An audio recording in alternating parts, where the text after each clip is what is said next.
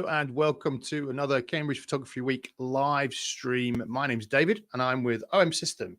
We're sponsoring Cambridge Photography Week and Cambridge Photography Show this week. So if you're around in Cambridge, either tomorrow or Saturday, come and see us at the shop or at the show itself.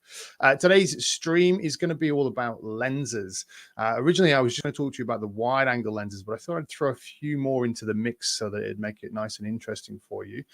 Do feel free to share the stream and put any questions that you've got into the comments, and I'll try my very best to answer them.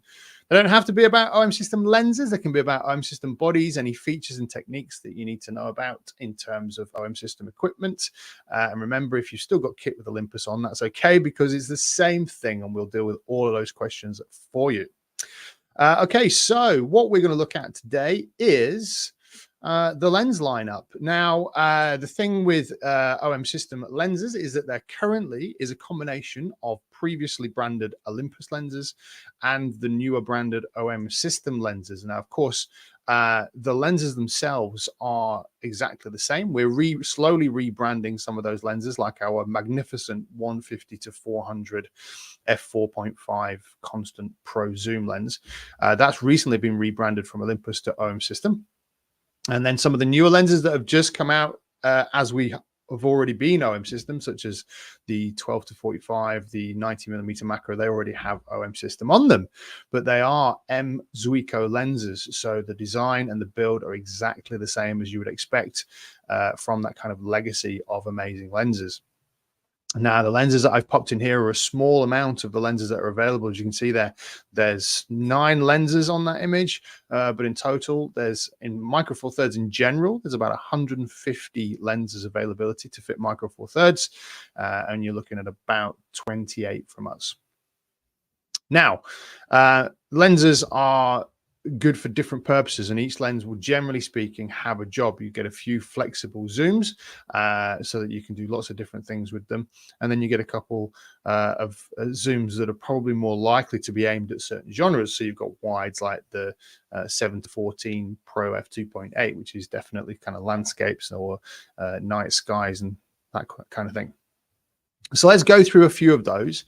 Feel free to drop any questions in. If you're watching this afterwards, so if you didn't get to watch us live, then feel free to drop any questions into the comments.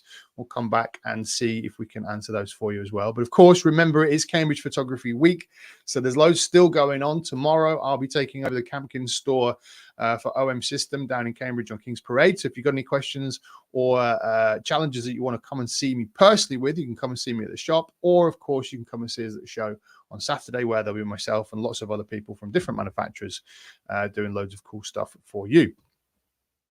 So let's have a little look at the lens lineup. Let's see what we're going to start off with. And it is that 7 to 14 f2.8 Pro lens. This was one of the initial kind of f2.8 trinity of lenses that formed from this one, the 12 to 40 and the 40 to 150. Fantastically beautiful wide angle zoom, f2.8 constant aperture all the way through. Now remember, the wide angle, the 35mm equivalent of this lens would be a 14 to 28, because the Micro Four Thirds focal length equivalency is just doubled. It's a 2 times crop factor, so it's nice and easy to remember. 7 to 14 becomes 14 to 28. And this one has a maximum aperture f2.8, and it is capable of retaining that f2.8 aperture all the way through the zoom range, but you can of course stop down as far as f22 if you want. Also, what I'll probably note at this time is, if you are new to converting things in terms of photographic statistics from 35mm to Micro Four Thirds, then the f2.8 part of this in terms of light gathering is exactly the same as on a 35mm system. However, in terms of depth of field, you are going to get more than that. At f2.8, you're going to get f5.6 worth of depth of field. So it's really, really good if you want to enhance that depth of field. So remember that when shooting at narrower apertures, if you start to shoot at f11 or f14, what you're actually doing is shooting at the equivalency of f22 or f28. And those kind of areas can start to introduce diffraction because of the way that the light comes through the lens. So you have to be very careful. Most of the time, I would suggest, if you want to get the sharpest kind of light result out of the Micro Four Thirds lens system, in general, you're going to be looking at shooting between f5.6 and f8. is going to give you your sharpest. But obviously, if you need to gather light, you can go wider to f2.8 on this one. So it has got a 14 element setup in 11 groups. 2 of those are aspherical ED, extra low dispersion lenses, and 1 DSA, 1 aspherical, and 3 super ED lenses. So a lot of these shortenings are going to be described to you at the end. So we'll tell you what ED and DSA stands for and things like that. And you've got 2 HR lenses, high refractive lenses is the HR lenses in there. This lens has a closest focusing distance of 0.2 meters, so you can get really, really close if you want to. Runs on a 7-blade aperture diaphragm, and it doesn't have a separate lens hood because the lens hood on this particular lens is integrated, so it doesn't come off. So if you've got one, don't try and twist it off because it's all built in, and that lens will zoom backwards and forwards within that hood setup. It weighs in at 534 grams. It's got all the regular coatings that you would expect, plus all the extra coatings like the zero coating that we do for Zuiko. That's the Zuiko extra low reflection optical coating, which eliminates any ghosting and flares and artifacts in the corners of the image. And it's an MSC lens, which means that it's a movie and stills compatible silent focusing lens, which is really, really useful. I think the big thing about the 7-14 to remember is if you are going to try and use this with things like neutral density filters, then you will need to get an adapter because of that connected front hood and that sort of bulbous front end. You'll need to get the adapters for whatever system that you're using. We do have other options in terms of standard filters for wide angles, and I think we're looking at one of those in this session today as well. But the 7-14 all round a fantastic, fast, weather sealed wide angle zoom in there. It's important to point out as well, if you're not sure, if you are again new to Olympus or OM system lenses, that all of the Pro series of lenses, which this is one of, are weather sealed. So that's dust proof, freeze proof, and splash proof as well. So let's have a little look at what else we've got. Oh, this is a fantastic example, by the way, of the 7-14. This is a really beautiful night sky taken by Adrian Ronfelder. This was on an EM5 Mark III, so an OMD. And the 7-14 here, a 60-second live composite shot at ISO 400, wide open at f2.8. Really, really beautiful. Quite alien landscape-esque is that one, I think.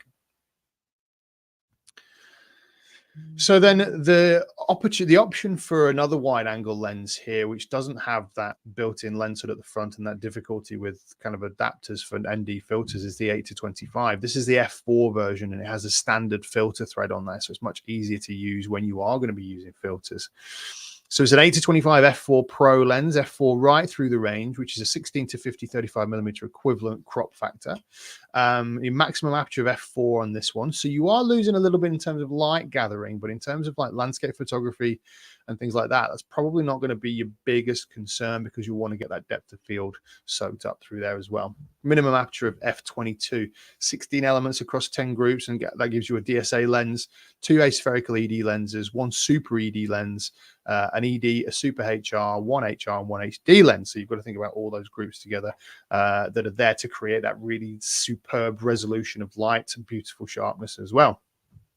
This one has a close focusing distance of 0.23 meters throughout the entire zoom range. Okay, so that's really, really, really close if you want to do some nice wide angle close-ups. 7 blades again across that circular diaphragm. It's got the standard 76mm thread on it, so again, really nice and easy to use any neutral density filters that you want to use. You can just pop them straight on. Your personal choice is just going to go on there nice and easy. So you've got to kind of weigh up the differences between the 7-14 and its need for a filter adapter, but you get the f2.8 sort of speed on that. And then the 8-25, where you get that 76mm standard filter thread, but you've got to think that you're going to f4, you're going to use it and need it for that extra light. So it weighs in at 411 grams, so it's lighter than the 7-14 as well. Of course, has the zero coating and is an MSC compatible lens as well. So movie stills compatible, silent focusing for video. And this is a wonderful, wonderful kind of ethereal shot by Matt Horspool, shot on the 8-25 Pro on an EM1X, actually, f4, 8mm. And ISO 200. Really, really nice resolution from that lens, beautiful clarity. And even at f4, because of the way that that wide angle works, you're getting huge amounts of depth of field in there anyway. So let's talk about one of the other sort of trinity of f2.8 lenses that we've had for some time. There's actually a Mark II version of this one now. So this is the 12 to 40 f2.8 Pro Mark II. The Mark II came out for a couple of reasons. It needed a rebranding anyway, but also there's been some tweaks to the weather sealing system to bring it up to speed with the OM1's IP53 weather rating. So the previous one was weather sealed, but it was an IPX, which means that it had less weather sealing ingress protection than the IP53. So we've raised it up to match the OM1 camera and the OM5 as well. Maximum aperture of f2.8, again, it forms part of those three beautiful lenses that zoom right across the range. Minimum aperture of f22, remember to think about sort of the differences in 35mm purely for depth of field, but for light gathering, all the same.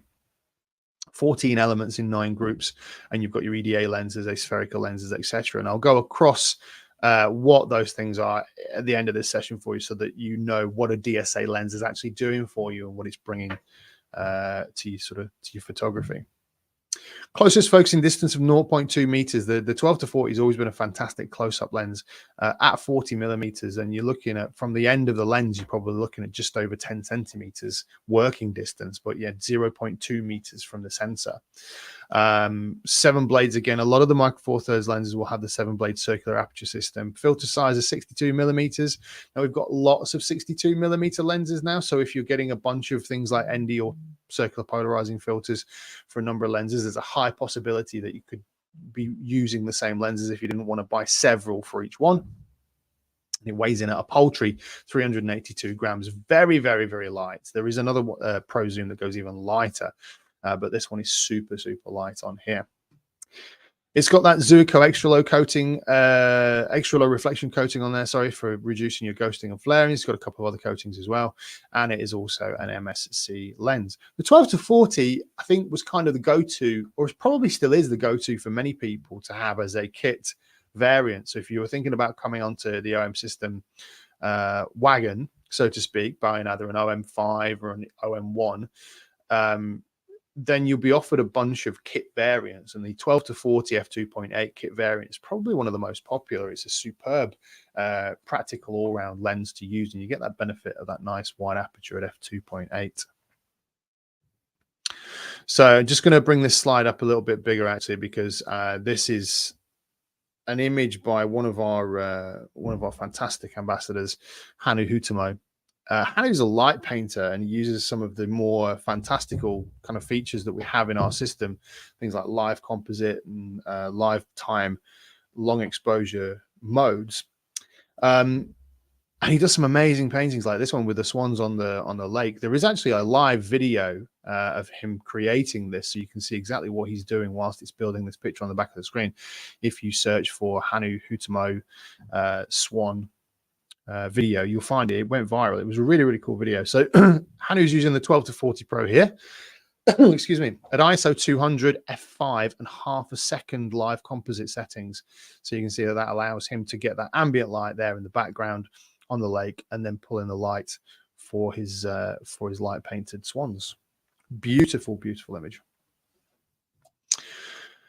So this is the other smaller, the even smaller Pro Zoom, the 12 to 45. So we've got a range of 2.8 lenses, and we've got a range of f4 lenses. We've already dipped into the 8 to 25. That's a really, really good one. The 12 to 45 is a fantastic f4 variant as well. So it's a 24 to 90 equivalent if you're thinking about 35mm terms. It's a maximum aperture of f4 and a minimum aperture of f22. You think those are always the same, but there are a couple of cheeky lenses that have a lower maximum aperture than f22. 14 elements across 9 groups. One of the biggest things about this lens is it is so tiny. It's smaller than your sort of standard Apple, and in weight as well, 254 grams, with a filter size of 58mm, one of the few 58mm lenses that we do. It's got the zero coating on it as well, so you don't have to worry about any artifacts coming in from ghosting and flaring and things from light sources, and really, really close focusing as well, 0.2 meters focusing. It's huge benefit of Micro Four Thirds lenses is that you can have massively close focusing lenses before you even step into the macro range as well. So that's really, really cool. This is a MSC compatible as well, so it's movie stills compatible lens for silent focusing, so you can shoot your stills and shoot your videos and not have to worry about any sounds coming from that barrel. You can get an OM5 kit variant of this as well. So the OM5 was originally part of the previous 5 series range, released to be part of the lighter semi-pro package. So creating a lens kit variant such as the 12 to 45 OM5 kit meant that the whole thing was really, really, really light. And the whole f4 range, of which we've got yet another zoom in there as well, like we have with the f2.8s, is designed to be super, super light. So it's all about enabling you to travel around, get where you want to go with your kit, and not worry about being weighed down or not worry about extra luggage and baggage weight, etc. So let's have a look at this shot by Tom Ormerod. I'm going to bring that back up on the screen bigger again as well. So this shot by Tom Ormerod. Tom is one of our landscape ambassadors. Really lovely guy as well. Shoots huge amounts of beautiful landscapes. Can't recommend him enough. If you're interested to see more of his work, just have a little Google search for Tom Ormerod. Shot this on an EM1 Mark III at f4 at a sixth of a second, an ISO 200, and that's really, really stunningly beautiful in terms of getting that that nice sort of smoky water and things like that. So, and obviously there are a couple of different ways that you could do this on a camera. On the more recent cameras like OM5 and OM1, you've got built-in neutral density filters that can help create this slow movement. But if you don't have those, and you can just stick with the standard kind of physical ND filters, of which you can always go sort of higher up in the ND range as well, so you can get a stronger ND effect from that. If you're looking at using an OM5, then you're going to get an ND16 kind of range, but if you're using an OM1, you can get all the way up to ND64. Beyond that, you'd then be using physical filters as well, and Tom was using physical filters on this particular shot. Okay, what do we got next? The absolutely amazing 12 to 100, and this is a superbly popular lens, very, very good all-round lens, a 24 to 200 equivalent at f4. And again, for travel purposes, if you wanted to get that extra range, you weren't too worried about it being a little bit bigger. This comes in at 561 grams, so it's around about the same weight as the 7 to 14 f2.8, but you're getting that 24 to 200 millimeter range at f4. And again, f4 all the way through the range. Maximum aperture of f4, minimum aperture of f22. Don't use it above f8 for absolute clarity, but you can if you need to. But if we're talking sort of critical sharpness, then f8 is probably the maximum you want to go to. But you can shoot this all the way through the range, 12 or 100 at f4 if you want to as well. Closest focusing on this one is different depending on whether you're at the close end or the tele end. So the close end, you're looking at 0.15 of a meter close focusing, or 0.45 of a meter if you're at the tele end at the 100 millimeter end. And this is a filter size for 72 millimeters as well. So we have a couple of 72 millimeter filters. It's got the coating and it's movie and stills compatible. It's got a couple of extra bits and pieces on this lens. You've got an IS switch. So if you wanted to use this lens on your camera and just quickly go onto a tripod, which is where we recommend that you turn the image stabilization off, you can just click that switch on the side to turn the IS off. And there's also an extra button to give you more functionality, an LFN button, which is a lens function button, and you can program that to be whatever you want in terms of how you use your camera as well. Superbly popular. There are a couple of kits out there with 12 to 100s, there have been in the past, but very, very popular lens. As most of the pro lenses, it also has a manual focus clutch, which is kind of like a pull down front ring, enabling you to quickly switch from an autofocusing situation to a manual focusing situation as well. And it's a really nice, satisfying sort of click out of AF and click back into AF as well. So really, as an all-round lens, absolutely fantastic. One of my absolute favorites. Love taking portraits of this at 100 mil. Really compresses the background, really isolates the subject. Such a great lens to work with. So let's have a look at what was taken on the 12 to 100. So this is a fantastic shot, really beautiful, superbly calm water, and then that landing there that just brings up the splash. This is by Marcin Dobus, one of our ambassadors. Shot an EM1 Mark II on the 12 to 100 as well. So really, really fantastic, beautiful light. Again, that 12 to 100 resolves light and color superbly well.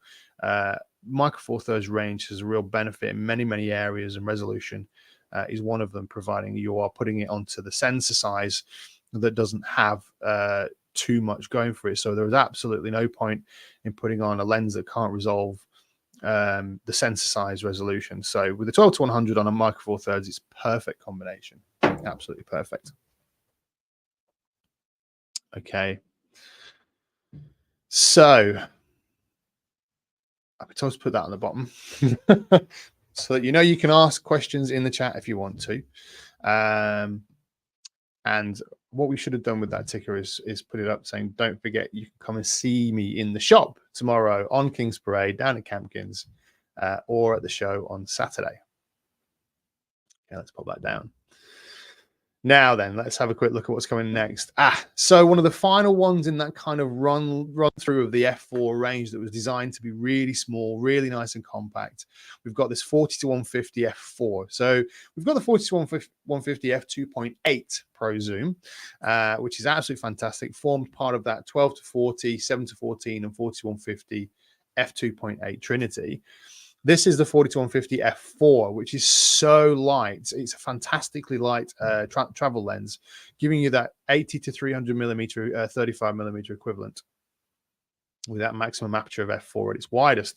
Now, this one got 15 elements across 9 groups, a couple of ED lenses, a couple of aspherical lenses, with a closest focusing distance of 0.7 meters as well. So even with that 40 to 150 or 80 to 300 equivalent, you've still got that kind of close focusing possibility, which is superb, particularly if you're traveling. You need a lens that's going to get you the distance and something that's going to work close up as well.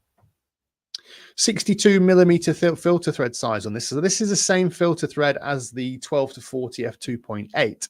So obviously, if you're on a budget, you can share filters between those two lenses. It's also the same filter size as every single one of the f1.2 prime range as well. So we've got a 17, a 25, and a 45 f1.2 prime lenses. They're all 62 millimeter filter threads. So good to know. Very, very light, 382 grams. So this is an 80 to 300 millimeter equivalent, f4 constant all the way through, pro weather sealed, metal build, and it weighs less than 400 grams. It weighs less than the 7 to 14 wide angle 2.8. It's got the zero coatings, and it's movie stills compatible for nice silent focusing as well. It's a really, really lovely lens to use. And again, if you don't have any plans over the next couple of days, either Friday or Saturday, do come down to either the shop tomorrow or to the show on Saturday and pick these up and feel them for yourselves and pop them on a camera and have a little play, because it's amazing how small they actually are.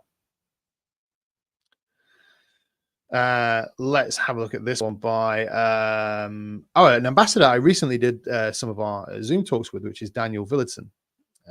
Spectacular parts of Scandinavia that he shoots. Took this on the OM5 with the 40 to 150 f4 Pro at 93 millimeters, 640th of a second at f4, and ISO 500. A nice tight crop of that mountain range. Absolutely beautiful.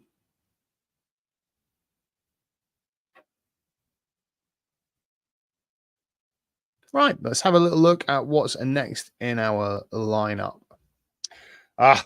Probably one of my favorite lenses in general in the whole series across the last sort of the 10 years that I've worked with Olympus and OM System. Just recently 10 years actually, which was quite nice.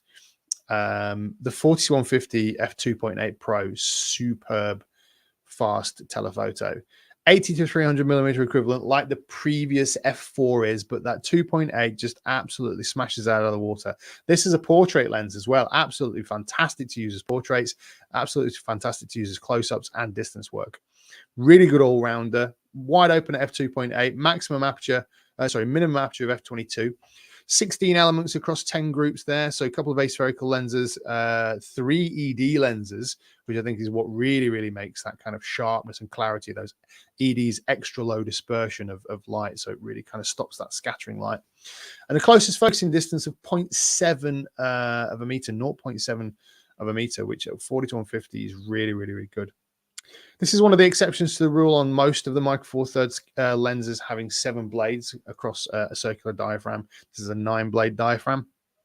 Uh, and you can really only ever see that when you're kind of looking at things like the bokeh in the background and really kind of investigating. If you look at the bokeh in the background of a shot taken on a 60mm macro, you'll see there's a very hexagonal design to it. Whereas with most of the rest of them, including the 4150 f2, it's a beautifully circular design with 9 blades on this one. Field size 72mm.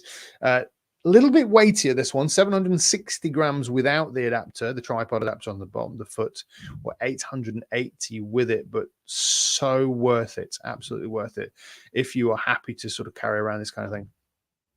Has the zero coating and has the MSC silent focusing as well. Can't recommend this one enough. Again, if you haven't had your hands on one, then come down, see us at the shop tomorrow, see us at the show on Saturday, and have a little play with these. Me and my colleague Craig will be there. Loads of toys to play with. We'll have a couple of things that you can take pictures of, and there's tons of talks going on from other people as well. So it's a perfect opportunity if you haven't had a play with it. One of the biggest things about deciding what lens you need is to handle that lens. Photography is a very holistic process, as we all know, and everything's got to be just right. So the handling of the camera, the balance, the feel of the lenses, etc. So come on down and try all the things that we'll have, all of the toys that we'll have out on a display field. And like I say, not just us, we are sponsoring the show, but everybody will be there. So all the other manufacturers of the different sort of cameras and lenses and accessories will be there for you to play with all their toys as well. So what have we got from the 4150?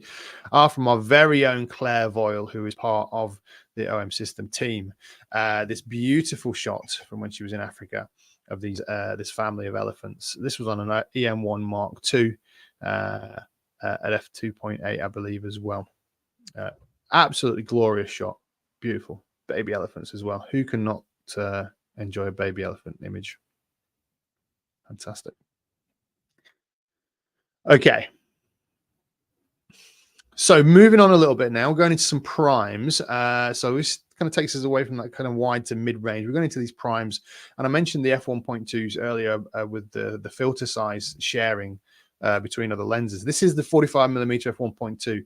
It's absolutely my favorite portrait lens to use. Previously, the 45mm 1.8 would have been the one for me. But when we introduced the f1.2 series, this lens just blew me out of the water. It's a 90mm prime equivalent in 35mm terms, maximum aperture of f1.2, minimum aperture of f16. So this one won't go as far as f22 because of the nature of the lens, but you're never going to shoot this above f2, I don't think. F1.2 is absolutely fantastic. 14 elements across 10 groups there, 4 high refractive lenses, That's really, really superb for getting that sharpness as well. Closest focusing distance of 0.5 of a meter. So not the closest of focusing lenses, but when you're doing things like if you need to crop in a headshot at 0.5 of a meter, it's going to be absolutely stunning. Really isolating that background out of there. Interestingly, the camera that I'm using right now has a 17mm f1.2 lens on there. And what f1.2 does is it's great for the light gathering, but it's really throwing that background out.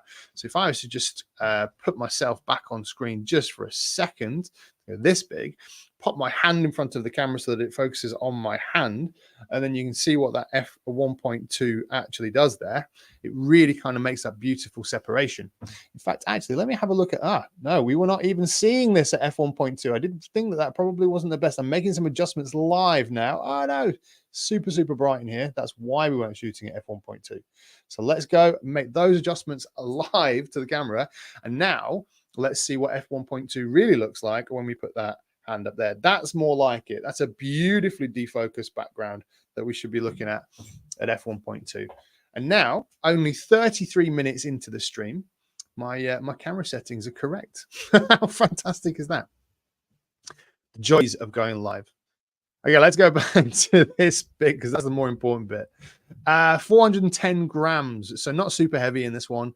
Has the zero coatings, and it has the MSC mechanism as well for really, really fast and quiet autofocusing in both movies and stills. Can't recommend it enough. It's got a fantastic pro clutch as well, so you can go manual autofocus just at the click of a clutch. And this is what you're kind of looking at. That's that separation that I was talking about. This is from Frank Ruckert, shot on the Pen F. The Pen F, the beautiful coffee table camera. a 50th of a second at ISO 80.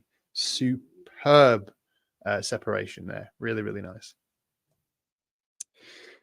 Okay, so moving through, we're going to start talking about some of the macro lenses as well. So, of course, I'm a little bit obsessed with macro. Couldn't do a session without talking a little bit about macro.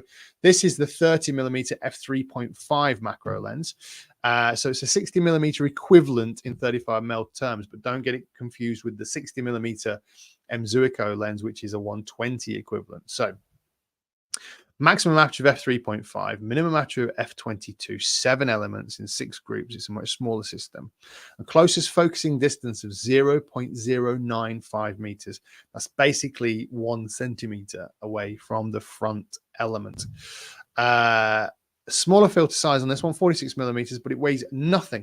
128 grams, teeny tiny, in your pocket, off to the park with the dogs, camera in the other pocket, no problem at all. Zero coating, MSC compatible as well. This lens is really, really fantastic for textures. So more flora than fauna, because you really do have to get kind of on top of it. You can combine it with a superb little flash system like our STF8, then you've got a really, really nice setup in terms of macro. Let's see what this can produce here. This is a fantastic shot. I can't remember the specific insect. It may be some sort of jungle nymph or a stick insect or something like that, from Takahiko Sata, on the EM1 Mark III, shot at f11, a 60th of a second, and ISO 200. And there's a flash involved here, as you can see from that kind of nice rounded light on that insect. Absolutely fantastic. Okay. So let's talk about what some of those kind of lenses means, those lens shortening means. Let's make it a little bit bigger on the screen so that you can see it. I've talked about DSA lenses in these groups and elements. It's a dual superaspherical lens.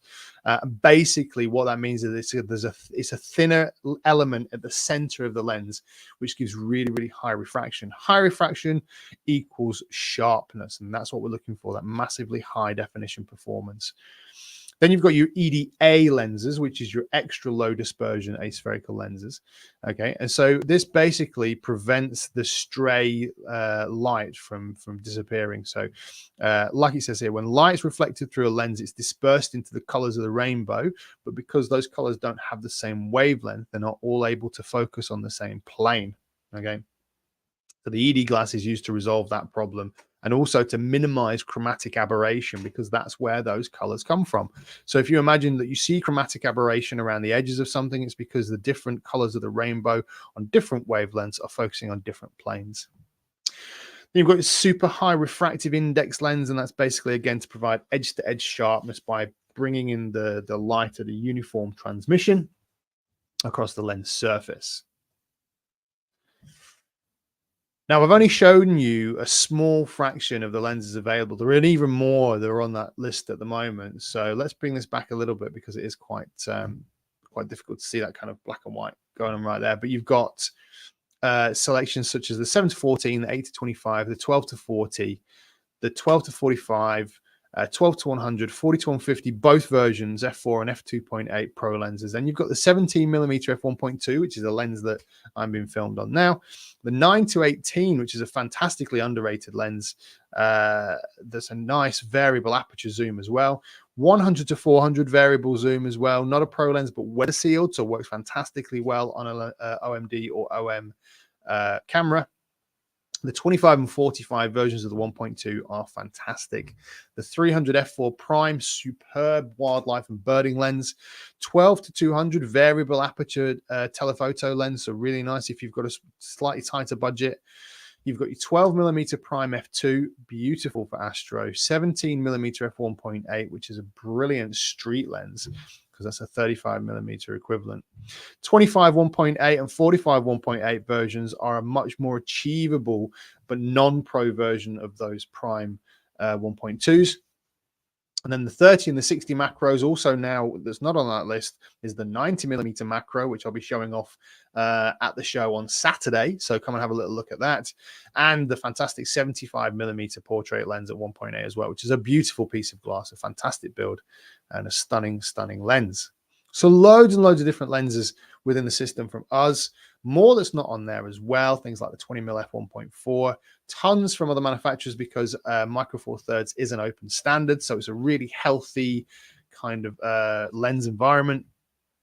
And you can probably see a load of those if you come down and see us on Saturday at the show. So loads to go on. That's your lens lineup. That's a kind of a very brief dip into, because we don't have huge amounts of time on that, to the lens lineup that you have available from us here at OM System and the M Zuiko Micro Four Thirds range. I hope that it's been interesting. If you're not watching live, then please drop any questions in. And it'd be really cool if any of you want to come down and see us at the shop tomorrow, which is Friday, or at the show on Saturday. We'll be there all day. Loads of cool stuff going on. Loads of people to see.